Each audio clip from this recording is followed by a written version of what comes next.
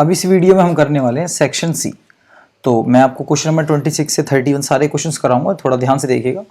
26 question है tan theta minus cot theta upon sine theta cos theta, और इसको इसके इक्वल लाना है। देखो ध्यान से समझना मेरी एक बात, मेरा मकसद बस ये नहीं है कि आपको क्वेश्चन कराना, उसको ईजीएस्ट वे में कराना भी मेरा मकसद है। तो ध्यान से, आपको ये बेस्ट अप्रोच है जो मैं बताने वाला हूँ। देखो ये आप क्या कर सकते थे, टेन, मैं LHS सॉल्व कर रहा हूँ, पहले LHS टेन थीटा के अपॉन में ना अलग से रख लो इसे, that is what sine theta cos theta, और एक बार कॉट थीटा के अपॉन में रख लो इसे अलग से, that is cot theta upon sine theta into cos theta. ठीक है जी। नेक्स्ट स्टेप क्या होगा, देखो टेन थीटा को ओपन कर लो, sine upon cos, tan theta open हो जाएगा साइन अपॉन कॉस, ठीक है, इनटू नीचे साइन और कॉस पहले से ही चल रहा था, सो दिस इज साइन और यहां कॉस, ठीक है, माइनस कॉट को ओपन कर लो, कॉस अपॉन साइन, कॉट को कैसे ओपन कर लेंगे, कॉस अपॉन साइन, और एक साइन थीटा और कॉस थीटा पहले से ही चल रहा था। अब देखो होगा क्या, साइन से साइन कैंसिल आउट, यहां कॉस से कॉस कैंसिल आउट, तो यहां बचा वन अपॉन कॉस कॉस यानी कि cos square, one upon cos square, minus यहां बचा one upon sine sine sine square. अब इजी है, देखो कॉस ऊपर जाएगा तो ये बन जाएगा सेक, रेसिप्रोकल वाला फॉर्मूला, माइनस साइन ऊपर जाएगा तो ये बन जाएगा कोसेक। ये बेस्ट अप्रोच है इस क्वेश्चन की, ठीक है जी। ये हो गया आपका क्वेश्चन नंबर 26, ये सेट 3 में आया था। नेक्स्ट क्वेश्चन है आपका, इस sector is cut from a circle of radius 21। देखो मैंने यहाँ पे सर्कल तो बनाया ही हुआ है, मैं आपको ये दिखा देता हूँ। ये मान लो सेंटर है और ये इसकी रेडियस ड्रॉ कर रहा हूँ, जिसकी लेंथ कितनी है 21, यहाँ भी कितनी है 21। इस sector is cut from a circle that is radius 21 centimetre, the central angle is of 150 degree. अच्छा, यहाँ जो एंगल बना हुआ है वो कितना है 150 degree. Find the length of the arc of this sector and area of the sector. एक बार तो हमें ये लेंथ फाइंड करनी है, मैं देखो डार्क करके दिखा रहा हूँ ये, और एक बार ये एरिया फाइंड करना है, तो दोनों पार्ट है इसमें, दोनों जल्दी से कर देता हूं। So length of arc find करने का फॉर्मूला डायरेक्ट मैं आपको सॉल्व कर दिखा रहा हूं, दैट इज थीटा अपॉन 360, और जो लेंथ ऑफ आर्क है वो सर्कमफ्रेंस का पार्ट है ना, इसलिए 2 पाई आर ये फॉर्मूला होगा। सॉल्व कर देता हूं, थीटा की वैल्यू है 150 अपॉन 360 मल्टीप्लाई 2 इंटू पाई की वैल्यू कितनी है 22 upon 7 into R, that is radius कितनी है 21। बस ये सॉल्व करना है हमें। देखो 7 से 21 3 टाइम्स कैंसिल आउट हो जाएगा, 0 से 0 कैंसिल आउट हो जाएगा, 3 से 36 12 पे कट जाएगा, और 2 से 12 6 पे कट जाएगा। ठीक है, अब ध्यान से 2 के पहाड़े में ये 3 पे और 2 के पहाड़े में ये 11 पे, ठीक है जी, और 3 की टेबल में ये 5 से कट जाएगा। तो हमारे पास बच रहा है 5 और 11। देखो ये बिल्कुल घिचपिच है नहीं, मैंने बिल्कुल धीरे धीरे से कैंसिल आउट करा है, आप अलग तरीके से भी कैंसिल कर लेते। 11 5 55 और यूनिट है सेंटीमीटर। ठीक है जी, ये तो था लेंथ ऑफ आर्क वाला पार्ट। ठीक है, अब मैं फाइंड कर रहा हूँ ये एरिया वाला पार्ट। एरिया के लिए फॉर्मूला क्या हो जाता है, देखो एरिया का फॉर्मूला है थीटा अपॉन 360, 2 पाई आर नहीं होगी, इस बार हो जाएगा पाई आर स्क्वायर। बस सिंपल है, थीटा वही है दैट इज 150 अपॉन 360, पाई की वैल्यू भाई आपकी 22/7, और रेडियस कितना है आपका 21, दैट इज 21 इंटू 21। ठीक है, 7 की टेबल में 3 पे, वही सेम 0 से 0 कैंसिल आउट, और 3 से ये कट जाएगा 12 पे। ठीक है, मैं लिख लेता हूँ नेक्स्ट स्टेप में क्या क्या बचा, 15, ऊपर बचा 22, फिर बच रहा है आपका 21, और नीचे बच रहा है 12। ठीक है, अब आप कैंसिल आउट कर लो इसे, 3 की टेबल से कैंसिल आउट कर देता हूँ ना। देखो 3 की टेबल में ये तो 4 पे आ रहा है, और 3 की टेबल में ये 7 पे। ठीक है, 2 की टेबल में अगेन ये 2 पे और ये 11 पे। बस जो ये बच रहा है इनकी मल्टीप्लाई कर लेता हूँ मैं। देखो 15 और 7, 15 7 105 मल्टीप्लाई 11, और नीचे बच रहा है 2, यही आंसर है। बस मल्टीप्लाई कर लेता हूँ, ये हो जाएगा 5 5 और 0 5 1 1। ठीक है, सही है, अपॉन 2, और यूनिट लिख देता हूँ सेंटीमीटर स्क्वायर। ये था आंसर। ठीक है जी, चलते हैं नेक्स्ट क्वेश्चन की तरफ। देखिए नेक्स्ट क्वेश्चन ये है, prove that √3 is irrational number. इसको आपको स्कूल में बहुत कराते हैं, ये क्वेश्चन रिपीटेडली आता ही हर साल, तो मैं आपको डायरेक्ट सॉल्यूशन दिखा देता हूँ, इसका टाइम वेस्ट नहीं करता आपका ज़्यादा। ये देखिए, ठीक है, यहाँ लिखा हुआ है, मैंने अच्छे से कैसे सॉल्व करते हैं, जैसे कि आपका क्वेश्चन ना √3 का था, मैंने जो डिटेल्ड सॉल्यूशन दिया √5 का, आप यहाँ से देख सकते हो कि √5 एक रैशनल नंबर होता है, इसको इस फॉर्म में लिख सकते हैं, स्क्वायरिंग कर लो बोथ साइड, फिर इस तरीके से स्टेप बिल्कुल एज इट इज आपको लिख के आना था, ये एज इट इज हर साल आता है, बहुत इंपॉर्टेंट है, याद कर लो भाई, कैसे भी करके इसको रट लो, पेपर में आएगा ही आएगा, और इस तरीके से आपको सॉल्व करना है। Next, prove that √2 plus √3 whole square is an irrational number given that √6 is an irrational number. अच्छा, ये भी उसी तरीके से, देखो मैं समझा देता हूं, ये जो 28th क्वेश्चन है ना, ये देखो तीनों सेट में आया था, सेट 1 में भी, सेट 2 में भी और सेट 3 में भी, तीनों सेट में आया, और दो पार्ट थे, एक तो ये वाला और एक वो पीछे जो ये वाला पार्ट था। तो मोस्ट ऑफ द स्टूडेंट्स ने यही अटेम्प्ट करना चाहिए था और यही करा होगा, मैं मानता हूं, लेकिन ये वाला समझाना भी हमारा फर्ज है, तो एक बार आप इसको समझ सकते हो। देखो मैं ना लाइंस नहीं लिख के दिखाऊंगा आपको, डायरेक्ट एक बार समझाने पे फोकस करूंगा। √2 प्लस √3 होल स्क्वायर, इस पूरे को हमने क्या लेट कर लिया, इसको लेट कर लिया एक rational number, that is a/b की फॉर्म का। इसका स्क्वायर ओपन करता हूं मैं, that is a² plus b² plus 2ab, that is 2√6। ये 2ab की फॉर्म ना 3 2 6 मल्टीप्लाई करके हो गया, और यहां चल रहा है a/b। अब यहां पे देखो 3 और 2 5 plus 2√6 is equals to a/b। अब ध्यान से देखो, ये जो फॉर्म है ये एनसीईआरटी में क्वेश्चन है, इस तरीके उसे वही है ये बिल्कुल। 5 को आप राइट साइड भेज दो, so this is 2√6 equals to a/b minus 5, और ये 2 से डिवाइड कर दो बोथ साइड्स, तो √6 बचेगा, यहाँ 2 से हटा होंगे, a/2b माइनस 5/2। फिर लिख देते हैं, देखो ये देखो ये p/q की फॉर्म में, तो ये रैशनल है तो ये भी रैशनल है, लेकिन हमें दे रखा है √6 एक इरेशनल है, तो हमने जो लेट करा था वो गलत हो गया, तो इस तरीके से सॉल्व हो जाता है ये क्वेश्चन। ठीक है, चलता हूं नेक्स्ट क्वेश्चन की तरफ। 3 unbiased coin are tossed simultaneously, find the probability of getting this. देखो आसान सा क्वेश्चन है, बहुत बढ़िया, अगर मोस्ट ऑफ द स्टूडेंट से हो जाना चाहिए था। 3 कॉइन उछाले गए, मैं टोटल केस लिख देता हूं। देखो 3 कॉइन उछालने पे HHT ऐसे ही लर्न करना है आपको, एक एक टी अंदर की साइड भेजते रहो। देखो टी यहाँ आ गया, अब टी सबसे पहले आ गया, अब यही स्टेप टी से स्टार्ट करो, टी, नेक्स्ट TH, अब H और अंदर भेज दो, THT, और H को और अंदर भेज दो, HTT। तो मतलब किसी भी कॉइन को 3 बार उछालने पे कितने केस बनते हैं, ये 8 केसेस बनते हैं। यहाँ पे जो मैंने केस बनाए वो 8 है, आप देख सकते हो। नेक्स्ट, हमें फर्स्ट पार्ट में क्या फाइंड करना है, एटलीस्ट 1 हेड, कम से कम एक हेड तो आए। ठीक है जी, कम से कम एक हेड, ज्यादा तो चल भी सकते हैं।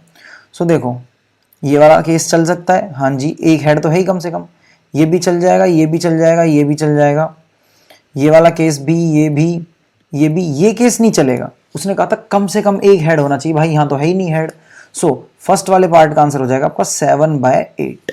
नेक्स्ट केस, एग्जैक्टली 1 टेल, भाई फिक्स है, एक टेल होना चाहिए, तो मैं इस बार यहाँ की साइड पेन चला रहा हूँ। देखो ये एग्जैक्टली 1 टेल, ये सही है, यहाँ भी एग्जैक्टली 1 है, एग्जैक्टली 1, यहाँ 2 है, यहाँ 2, यहाँ 2, बस यही 3 केस। सो इसका आंसर हो जाएगा 3/8। किसी बच्चे ने 8/3 लिखा हुआ है, भाई ये गलती है। 2 हेड एंड 1 टेल, समझ रहे हो क्या कह रहा है, 2 हेड और एक टेल होने चाहिए, मैं समझा देता हूं। सो एक तो ये देखो, ये सारे चल जाएंगे तीनों के तीनों। इनमें देखो 2 तो हेड है, हेड हेड, और एक टेल है, head head tail, head head tail, समझ गए, 2 हेड और एक टेल, और तो नहीं है कोई, 2 हेड नहीं, यही है। सो इसका आंसर भी हो जाएगा आपका 3/8। आई होप आपको समझ आ गया होगा, इसके ये तीनों आंसर्स थे। ये क्वेश्चन भी सेट 3 और सेट 1 दोनों में आया हुआ था। नेक्स्ट, ये क्वेश्चन है आपका, prove that parallelogram circumscribing a circle is a rhombus. भाई साहब ये एनसीईआरटी का चैप्टर 10 का 10.1, हाँ 2 एक्सरसाइज थी ना उसमें, तो 10.2 का ये 11th क्वेश्चन है, और बहुत इंपॉर्टेंट है, हद से ज्यादा इंपॉर्टेंट था। मैं हमेशा मोस्ट ऑफ द स्टूडेंट से कहता रहता हूं, और देख लो आपके सामने ये क्वेश्चन आया हुआ है, तीनों सेट में आया हुआ है, समझा देता हूं ना जल्दी से इसको। Prove that parallelogram circumscribing a circle is a rhombus. कह रहा है अगर पैरेललोग्राम के अंदर एक सर्कल आ जाए तो असल में वो पैरेललोग्राम था ही नहीं कभी, वो तो एक रोम्बस था, आपको ये प्रूफ करना है। तो मैं आपको गिवन वगैरह शॉर्ट में ना लिख के, मतलब उनको ना लिख के डायरेक्ट समझा रहा हूं आपको कैसे करते हैं इस क्वेश्चन को। देखो AP की लेंथ इक्वल होगी, A से P की जो लेंथ है ये किसके इक्वल होगी, AS के, क्योंकि एक फिक्स्ड पॉइंट से टेंजेंट हमेशा इक्वल लेंथ के ड्रॉ होते हैं। एएस ध्यान से समझना, इसके बाद मोस्ट ऑफ द स्टूडेंट्स यहाँ फंस जाते हैं। अब देखो एएस है ना जो लाइन, इसको कंप्लीट एडी तक बनाना है मेरे को, एएस को एडी तक बनाना है। प्लीज फिगर पे देखो आप, एएस को एडी तक बनाना है तो एएस में क्या ऐड करना है, एसडी। तो एएस के एग्जैक्ट नीचे लिखो आप ये एसडी, और एसडी की लेंथ किसके इक्वल है, डीआर के। मैं बिल्कुल सही बता रहा हूं, अगर आपको समझ नहीं आ रहा थोड़ा रिवाइंड करो, धीरे धीरे धीरे धीरे समझने की कोशिश करो। नहीं समझ आ रहा तो कमेंट में बता दो, मैं इस क्वेश्चन को फिर बता दूंगा, पर इंपॉर्टेंट है। डीआर में किस लेंथ को ऐड करें, पूरी लाइन बन जाइए डी आरसी, तो डीआर के नीचे लिख दो आरसी, और आरसी किसके इक्वल था, सी क्यू। सी क्यू को पूरी लेंथ बनाने के लिए आपको ऐड करना पड़ेगा क्यू बी, और क्यू बी किसके इक्वल है, पी बी के। ठीक है, अब इन चारों इक्वेशंस को ऐड करेंगे। So this is AP plus DR plus RC plus PB. Left side में तो ये आ जाएगा, और राइट साइड में क्या आ जाएगा, AS plus SD plus C Q plus QB. ये हो गया। ध्यान से देखो, अभी ये क्वेश्चन हो जाएगा।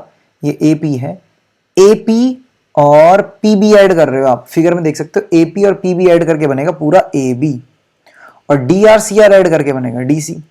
इधर की साइड एएस एसडी ऐड करके बनेगा एडी, फिगर में देख लेना आप, और सी क्यू और क्यू बी ऐड करके बनेगा बी सी। ठीक है जी, ये हो गया। अब A B plus C D की लेंथ इक्वल आ गई है A D plus B C के। देखो हमें फिगर में गिवन था ये पैरेललोग्राम है, पैरेललोग्राम मीन्स ए बी वाली लेंथ इक्वल है सी डी के, और ए डी वाली लेंथ इक्वल है बी सी के। तो जहां ए बी है ना, मैं उसकी जगह क्या लिखने वाला हूं, सी डी। जहां ए बी है उसकी जगह मैं लिख रहा हूं सी डी, और यहां भी क्या चल रहा था, C D equals to AD किसके इक्वल है, बीसी के, तो इसको भी एडी कर रहा हूं और इसको भी एडी। ध्यान से समझेंगे, पैरेललोग्राम इक्वल, पैरेललोग्राम गिवन था, सो अपोजिट साइड्स इक्वल की कंडीशन यूज करके आगे सॉल्व कर रहा हूं मैं। C D this is 2 times of C D, और यहाँ पे AD AD this is 2 times of AD. यहां से 2 से हो जाएगा 2 कैंसिल आउट, हमारा आ गया C D equals to AD. Exam में तो ना आपको, एग्जाम में आपको क्या करना था, थोड़ा बहुत वो गिवन और टू प्रूव वो सारी चीजें लिखनी थी, वरना सेम ऐसे क्वेश्चन था ये। सी डी और एडी इक्वल आ गई भाई, सी डी ये रही, देखो ध्यान से मैं आपको समझाता हूँ, सी डी वाली लाइन तो ये रही और एडी ये रही, अपोजिट साइड तो इक्वल थी, और ये तो लगातार साइड वाली साइड भी इक्वल आ गई। दैट मीन्स ये फिगर क्या है, एक रोम्बस। फिगर क्या हो जाएगी, रोम्बस। नेक्स्ट क्वेश्चन 31 है ये आपका, इसमें कह रहा है if the sum of first 14 terms of AP is 1050, मैं लिख देता हूं, sum of 14 terms is 1050। Next, and the first term is 10, okay, comma लगा के लिख देता हूं, फर्स्ट टर्म कितनी है 10, फाइंड द 20th टर्म, हमसे फाइंड करना है A20, comma nth term that is an। आसान सा लग रहा है क्वेश्चन करने में, तो देखो ध्यान से, S14 का फॉर्मूला लिखता हूं मैं, डायरेक्ट कर रहा हूं इसे, दैट इज n/2, फिर होता है हमारा 2 टाइम्स ऑफ a की वैल्यू 10 है, प्लस n-1, n क्योंकि 14 है, 14 - 1 दैट इज 13, और यहां हो जाएगा d इक्वल्स टू 1050। देखो 2 से 14 कैंसिल आउट हो जाएगा, यहां हो जाएगा 7, 2 × 10 हो जाएगा दैट इज 20, प्लस ये 20 है, प्लस 13d इक्वल्स टू यहां हो जाएगा 1050।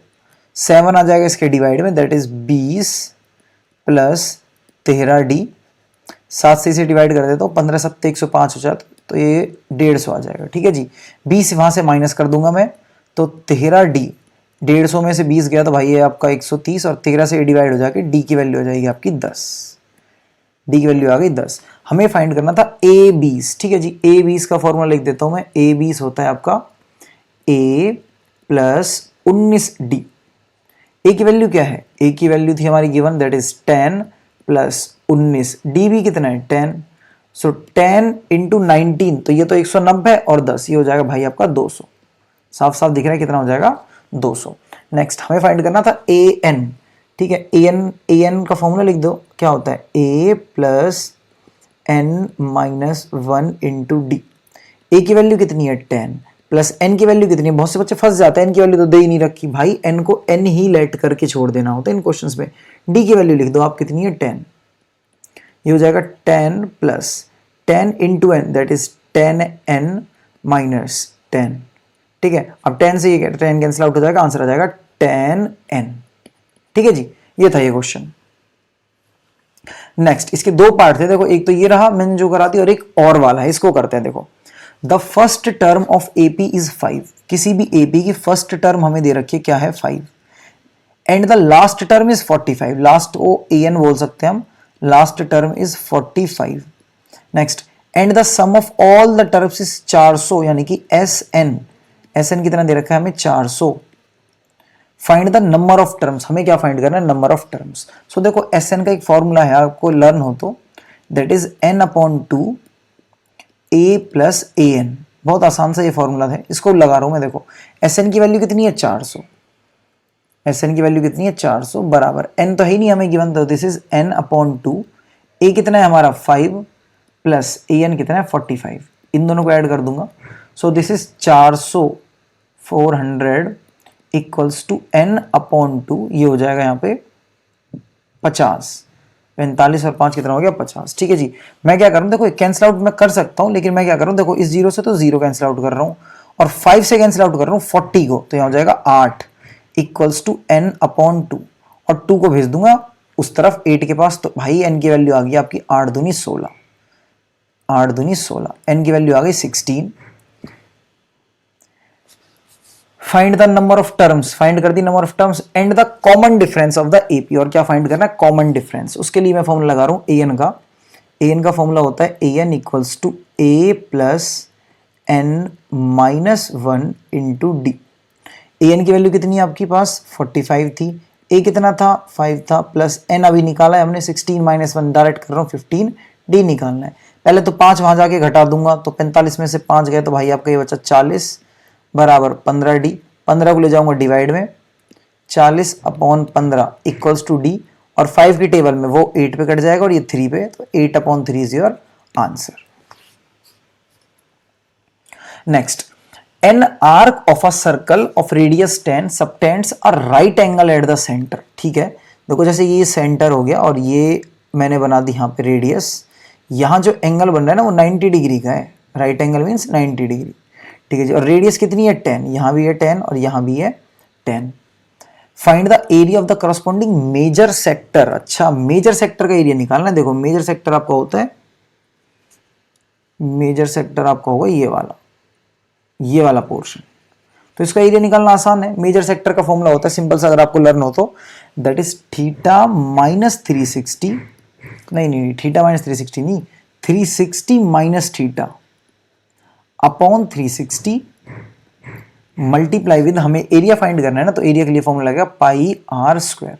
देखो दो क्वेश्चन थे, मतलब अभी थोड़ी देर पहले भी आया था उसी के टाइप का एक क्वेश्चन, वो शायद सेट 3 में था। अच्छा, तो 360 माइनस थीटा कितना है आपका 90 अपॉन 360, बहुत आसान सा है क्वेश्चन, बस फॉर्मूला बेस्ड था। पाई की वैल्यू उन्होंने साफ साफ कही है भाई, 3.14 रखनी है और रेडियस है 10 इंटू 10। देखो बहुत आसान तरीके से कराऊंगा इस क्वेश्चन को, ध्यान से देखना बस आप। 360 में से 90 गए तो भाई तुम्हारा 270, ठीक है, और नीचे बच रहा है 360, ध्यान समझते चलना। ये 3.14 का ना पॉइंट हटा रहा हूं मैं, तो ये हो जाएगा 314 अपॉन 100, मैंने पॉइंट हटा के नीचे 2 जीरो लिख लिया, और यहाँ हो जाएगा 10 मल्टीप्लाई विद 10। देखो 10 10 100 और ये भी 100, ये दोनों तो कैंसिल आउट हो गए। यही कह रहा था मैं इजी तरीके से, मतलब पॉइंट हटा के डायरेक्ट कैंसिल आउट कर सकते हो। 0 से 0 कैंसिल आउट हो गया, 9 की टेबल से कैंसिल आउट कर रहा हूँ, 9 3 27 और 9 चौक 36, और यहाँ बचेगा 314। 2 की टेबल से और कैंसिल आउट कर रहा हूँ, ये 2 पे, और 2 की टेबल से कैंसिल आउट हो जाएगा 157 पे। तो देखो हमारे पास आंसर आया 3 मल्टीप्लाई 1 5 7 और नीचे आ गया 2, बस ऊपर वालों की मल्टीप्लाई करके छोड़ देंगे इसे। 7 3 21, एक सेकंड भाई, 7 3 21 कैरी हो गई 2, 15 3 45 और 2 47 अपॉन हो जाएगा 2। ये रहा हमारा आंसर, फॉर्मूला वो लिख देंगे सेंटीमीटर स्क्वायर। नेक्स्ट क्वेश्चन है sine theta upon 1 plus cos theta plus 1 plus cos theta upon sine theta is equals to 2 cosec theta. पहली बात तो भाई देखो एनसीईआरटी बेस्ड क्वेश्चन है, जिन बच्चों को वो डर लगता है ना कि ट्रिग्नोमेट्री हुआ है बहुत बड़ा, ये है वो है, तो ऐसा है नहीं, क्योंकि एनसीईआरटी बेस्ड क्वेश्चन आपसे होना चाहिए था। अब मैं आपको समझा देता हूं क्वेश्चन कितना आसान है। देखो मैंने सभी का एलसीएम लूंगा पहले, मैंने LHS उठा लिए भाई और इनका एलसीएम ले रहा हूँ मैं, नीचे हो जाएगा 1 प्लस कॉस थीटा और 1 प्लस कॉस थीटा की मल्टीप्लाई किसके संग करनी है, साइन थीटा के संग। ये साइन थीटा के पास चला गया, that is sine square theta plus 1 plus cos theta 1 plus cos theta के पास चला गया, this is 1 plus cos theta का होल स्क्वायर। ठीक है जी। देखो अब नीचे वालों की मल्टीप्लाई नहीं करनी, इसमें बहुत ध्यान से स्टेप चलता रहेगा। देखो ध्यान समझाता हूं मैं, ऊपर तो सही है sine square theta plus 1 plus cos theta का होल स्क्वायर ओपन कर रहा हूं, that is 1 plus cos square theta plus 2 cos theta, और नीचे कुछ करना ही नहीं है, जैसे भी जो चीज है ना नीचे एज इट इज छोड़ देनी है आपको। नीचे क्या है आपका 1 प्लस कॉस थीटा और ब्रैकेट में क्या है हमारा साइन थीटा। अब क्या होगा देखो, ये साइन स्क्वायर थीटा और कॉस स्क्वायर थीटा हो जाएगा 1 प्लस ये वाला 1 भी चल रहा था और पीछे चल रहा है आपका 2 कॉस थीटा, और नीचे जो स्टेप है वो सेम लिख दूंगा मैं। नीचे स्टेप है अपना 1 प्लस कॉस थीटा और ब्रैकेट क्लोज करके आ जाएगा साइन थीटा। ठीक है, अब ये हो जाएगा 1 और 1, देखो ये 1 और ये 1, ये हो जाएगा 2। मैं यहां से स्टार्ट कर रहा हूं, 2 प्लस 2 कॉस थीटा, बिल्कुल एनसीईआरटी बेस्ड है बेटा, ये क्वेश्चन एनसीईआरटी में भी था। नीचे हो जाएगा 1 प्लस कॉस थीटा और ब्रैकेट के अंदर आ जाएगा साइन थीटा। ऊपर से आ जाएगा आपका 2 कॉमन, अंदर बचेगा, ऊपर से देखो मैं ले रहा हूं 2 कॉमन, अंदर बचेगा 1 प्लस कॉस थीटा, और नीचे भी देखो कहीं ना कहीं ऐसा ही है 1 प्लस कॉस थीटा की फॉर्म है। देखो 1 प्लस कॉस थीटा और ब्रैकेट के यहाँ पे चल रहा है साइन थीटा। देखो हो गया क्वेश्चन, 1 प्लस कॉस थीटा से 1 प्लस कॉस थीटा कट गया और साइन का रेसिप्रोकल करके ऊपर भेज दो, दैट इज साइन ऊपर जाके बनाएगा कोसेक थीटा, बिल्कुल एनसीईआरटी बेस्ड। ठीक है जी, चलते हैं नेक्स्ट क्वेश्चन की तरफ। नेक्स्ट क्वेश्चन ये है भाई, सेट 1 में आया, थोड़ा सा टफ है एज कंपेयर टू उन दोनों क्वेश्चंस के ना जो ट्रिग्नो के अभी तक आए थे, पर ये एनसीईआरटी बेस्ड है बिल्कुल, तो टफ कह नहीं सकते, लेंथी कह सकते हैं सच बताऊं तो। क्वेश्चन है tan a upon 1 minus cot A, फिर है cot a upon 1 minus tan a, और इसको सॉल्व करना है। तो देखो सबसे पहले tan को ओपन कर लेना है आपको, that is sine a upon cos a, और यहाँ पे जो है ना एक cot, इसको ओपन कर लेना है, that is 1 minus cot a, अब cot a को ओपन कर लेना cos, एक सेकंड इसको सही कर देता हूँ मैं इसको ओपन करना चाह रहा था cos a upon sine a। ठीक है, प्लस कॉट को ओपन कर लेता हूं, यहां पे cos a upon sine a upon tan को ओपन कर लेता हूं 1 minus sine a upon cos a। ठीक है जी, ये हो गया। अब नीचे वालों का एलसीएम लेके सॉल्व करूंगा, ऊपर सेम चलाने दूंगा कहानी को अभी तक, that is sine a upon cos a, और नीचे एलसीएम ले रहा हूं मैं, ध्यान से देखना, ये एलसीएम आ जाएगा साइन और रेस, ये वहां पे मल्टीप्लाई हो जाएंगे क्रॉस बस, so this is sine a minus cos a, और नीचे चल रहा है आपका साइन ए। ठीक है, मुश्किल नहीं था ये स्टेप, आप इजीली समझ भी आना चाहिए। प्लस यहाँ चल रहा है cos a upon sine a, cos a upon sine ए, और पूरे के नीचे एलसीएम लेके जब आप देखोगे हो जाएगा कॉस ए माइनस साइन ए, और पूरे फंक्शन के नीचे चल जाएगा आपका कॉस ए। ठीक है जी, अब क्या होगा देखो, ये साइन के संग मल्टीप्लाई हो जाएगी, सो हमारा स्टेप हो जाएगा साइन स्क्वायर ए, और नीचे हमारा क्या आ जाएगा, नीचे आ जाएगा हमारा cos a multiply with sine a minus cos a. ठीक है, बिल्कुल आसानी से स्टेप है ये, मैंने मल्टीप्लाई करा है बस साइन को साइन से और इन दोनों को, ऐसे ही यहां हो जाएगा, बस यहां ऊपर तो आ जाएगा कॉस और नीचे ब्रैकेट के अंदर आ जाएगा साइन ए, यहां पे तो आ जाएगा साइन ए और अंदर आ जाएगा cos a minus cos a minus sign a. ठीक है जी, अब ध्यान से समझना एक स्टेप भाई, देखो देखो यहां भी साइन ए माइनस कॉस ए है, यहां बस कॉस ए माइनस साइन ए भाई। अगर ये स्टेप और ये स्टेप सेम होते तो कॉमन ही आ जाता ना ये, तो पता है मैं यहां एक डायरेक्ट स्टेप कर सकता हूं, क्या इसको आप उल्टा घुमा के लिख दो इसी के जैसे, sine a minus cos a के जैसे। देखो मैं करके दिखाता हूं एक बार, that is sine square a upon cos a minus, ये प्लस की जगह क्या हो जाएगा माइनस, और ये घूम के लिख जाएगा that is cos square a upon, नीचे वाला स्टेप, अच्छा ये मैंने लिखा नहीं है, अब एक सेकेंड भाई,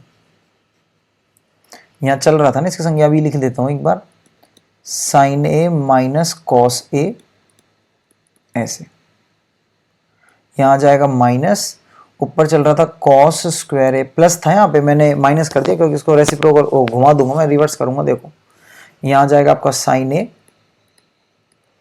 और इसको घुमा दूंगा, दैट इज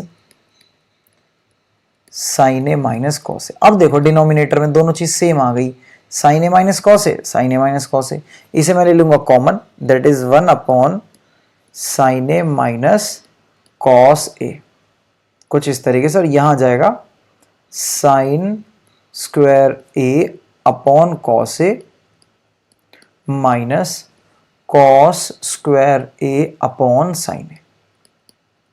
ठीक है जी।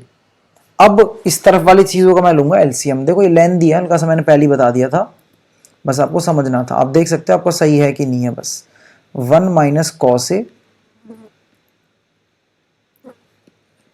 भाई साहब इसका लेंगे LCM, cos a into sine है, दिस इज आपका cos a multiply with sine है, और ये चला जाएगा वहां, साइन साइन के पास गया, that is sine cube A minus cos cos के पास गया, दिस इज कॉस क्यूब ए। ठीक है जी, इस तरीके से। अब आप क्या करेंगे, 1 upon sine a minus cos a, और यहाँ एक फॉर्मूला लगने वाला है, एक ऊपर वाले फॉर्म में, मैं आपको फॉर्मूला लिख के दिखा देता हूँ। फॉर्मूला यहाँ पे देखो, a cube minus b cube, ये इस फॉर्म का है। A cube minus b cube का फॉर्मूला होता है ए माइनस बी ब्रैकेट के अंदर a square plus b square plus a b. ठीक है जी, ये फॉर्मूला है और यही मैं लगाने वाला हूँ, बस ध्यान समझते चलना आप। देखो मैंने लिखा साइन ए माइनस कॉस ए, थोड़ा स्पेस कम है इसलिए छोटा लिख रहा हूँ बस मैं ये, और यहाँ हो जाएगा, एक सेकंड ना, ये थोड़ी सी गलती हो गई यहाँ पे, ये ब्रैकेट क्लोज, नेक्स्ट ब्रैकेट यहाँ से ओपन, ये हो जाएगा sine square A plus cos square A plus sign a into cos ए, ये हो रहा जाएगा हमारा, क्या जाएगा, sign A dot cos a. और आपका जो नीचे चल रहा था वो तो चला नहीं है, क्या चल रहा था अपना नीचे, cos a multiply sign a. ठीक है जी, नेक्स्ट स्लाइड पे ले चलता हूँ, यहाँ पे मतलब स्पेस कम है। देखो बस इसको कैंसिल आउट कर रहा हूँ, साइन ए माइनस कॉस ए से ये sign a minus cos A cancel out हो गया। चलते हैं नेक्स्ट स्लाइड पे। देखो यहाँ पे ये था sign square A plus cos square A plus sign a cos a, और अपॉन में ये था बस कॉस ए साइन, एक ही बात है, मल्टीप्लाई में ना आगे पीछे लिख सकते हो, sign a into cos a. अब देखो साइन स्क्वायर ए कॉस स्क्वायर ए हो गया 1 प्लस यहाँ क्या बच रहा है, sign a cos a, sine a cos a, और पूरे के अपॉन में लिखा हुआ है sign a into cos a. अब डिनोमिनेटर को मैं अलग अलग कर रहा हूँ, एक बार 1 के नीचे, that is 1 upon sine a cos a. समझ रहे हो ना, मैं डिनोमिनेटर को अलग अलग ओपन कर रहा हूँ, एक बार इसके साथ और एक बार इस वाली फॉर्म के साथ, that is sine a cos a upon sine a into cos a, sine a into cos a. देखो साइन ऊपर गया और कॉस ऊपर गया तो रेसिप्रोकल कर जाएंगे, ये हो जाएगा कोसेक ए इंटू सेक ए, और भाई यहाँ तो दोनों कैंसिल आउट हो जाएंगे, साइन से साइन कॉस से कॉस, और यहाँ बचेगा 1, और यही आपका आंसर था। ठीक है जी, चलते हैं नेक्स्ट क्वेश्चन की तरफ। A jar contains 54 marbles. अच्छा, किसी जार के अंदर 54 मार्बल्स हैं, each of which are blue green white. अच्छा ये है कहानी, तो blue marble plus green plus white, तीनों को ऐड करेंगे तो 54 आएगा। ठीक है, the probability of selecting blue marble is 1/3। Blue marble की प्रोबेबिलिटी है 1/3, and the probability of getting a green marble at random is, green marble की प्रोबेबिलिटी है 4/9 प्लस, मैं लेट कर लेता हूँ, व्हाइट मार्बल की प्रोबेबिलिटी है x। घुमा फिरा के प्रोबेबिलिटीज का सम कितना आना चाहिए, 1। ये भी हमें पता होना चाहिए, प्रोबेबिलिटीज का सम कितना आता है, 1। How many white marbles does the jar contain. Jar के अंदर व्हाइट मार्बल्स कितने हैं, चलो अभी फाइंड कर देते हैं, इसको सॉल्व कर लेता हूँ मैं एक बार। देखो यहाँ एलसीएम ले लेता हूँ, अच्छा x के संग एलसीएम हाँ ले भी सकते हैं, ऐसा कुछ है नहीं, चलो मैं करके दिखा देता हूँ डायरेक्ट। ये 3 9 1, इसका एलसीएम हो जाएगा 9, यहाँ से डिवाइड करेंगे 3 प्लस 9 को 9 से डिवाइड करके मल्टीप्लाई करेंगे 4 से, तो 4 प्लस यहाँ हो जाएगा 9x इज इक्वल्स टू यहाँ आ रहा है 1। ठीक है, 4 और 3 7, यहाँ हो जाएगा 7 plus 9x is equals to, ये वहाँ चला गया 9 के पास 1, ये 1 है ना, ये 1 है, सो 9 7 वहाँ जाके कैंसिल आउट हो जाएगा, तो 9x इज इक्वल्स टू 2 है ना, 9 में से माइनस हो गया 7, सो x की प्रोबेबिलिटी आ गई 2/9। समझ आ गया, 2/9। हमें बताने थे वाइट मार्बल्स है कितने, ध्यान से समझना, एक छोटी सी चीज़ बताने वाला हूँ अभी मैं। वाइट मार्बल्स की प्रोबेबिलिटी क्या ही है भाई, वाइट मार्बल्स की प्रोबेबिलिटी है 2/9, यानी कि अगर टोटल 9 मार्बल्स थे तो उसमें से वाइट कितने हैं, 2, लेकिन असल में तो ऐसा था ही नहीं।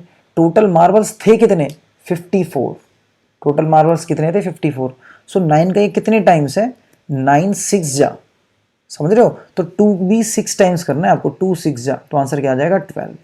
तो हमारे वाइट मार्बल्स कितने हो जाएंगे, 12, वाइट मार्बल्स कितने हो जाएंगे, 12। आई होप आपको समझ आ गया होगा क्वेश्चन, ये आसान सा कंसेप्ट है, कोई मुश्किल नहीं है। टोटल 9 मार्बल्स मैंने लेट कर लिए, लेकिन 9 ना हो गए, 54 थे, तो 6 टाइम्स करना पड़ेगा, 9 6 54 बनता है आपका, इसलिए 6 से वो मल्टीप्लाई करके 12, तो व्हाइट मार्बल्स कितने हैं, 12। तो दैट्स ऑल, इस वीडियो में मैंने आपको सेक्शन सी पूरा करा दिया है। प्लीज़ आपको अगर वीडियो पसंद आई हो तो जरूर लाइक करें, कमेंट करें, शेयर करें, आने वाले बच्चों के संग इस वीडियो को आप शेयर कर सकते हो, ताकि वो इन क्वेश्चंस को देख के समझ सके कि पेपर किस तरीके का आता है। मिलते हैं नेक्स्ट वीडियो में, उसमें कराऊंगा मैं आपको सेक्शन डी। Thank you.